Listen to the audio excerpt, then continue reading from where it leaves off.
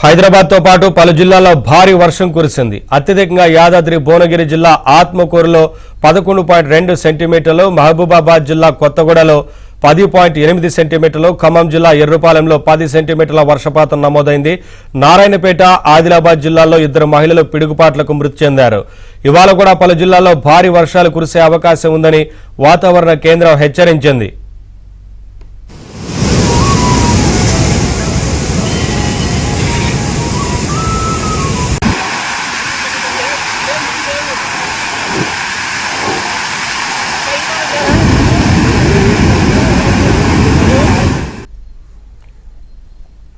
Greater Hyderabad వ్యాప్తంగా రాత్రి కురిసిన భారీ వర్షానికి ప్రధాన రహదారులు, పలు కాలనీలు జలమయమయ్యాయి.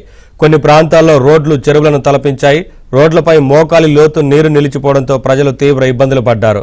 హైత్నగర్ డిఫెన్స్ కాలనీలో 8.7 సెంటీమీటర్లు, కాప్రాలో 7, చర్లపల్లిలో 6.1 సెంటీమీటర్లు, ఉప్పల్లో 5.9, మల్కాజిగిరిలో 5.5 సెంటీమీటర్ల వర్షపాతం కురిసింది.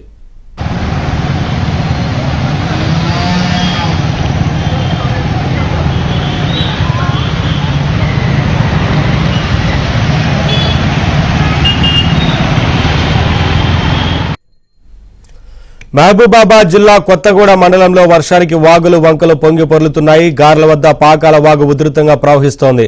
లో లెవెల్ బ్రిడ్జిపై నుంచి నీరు ప్రవహిస్తుండటంతో 10 గ్రామాలకు రాకపోకలు నిలిచిపోయాయి. నడివాడులో గాలివాన బీభత్సం సృష్టించడంతో 100 ఎకరాల్లో మొక్కజొన్న నేలబారింది. మరో 50 ఎకరాల్లో పత్తి పంట దెబ్బతింది.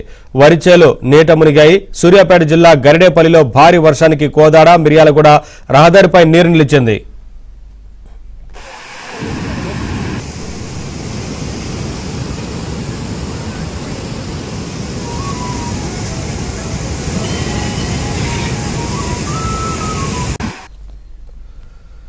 ఇక ఈ నెల 25 నాటికి తూర్పు బంగాళాఖాతంలో అల్పపీడనం ఏర్పడనుందని, 26 నాటికి వాయుగుండంగా బలపడే అవకాశం ఉందని హైదరాబాద్ వాతావరణ కేంద్రం తెలిపింది.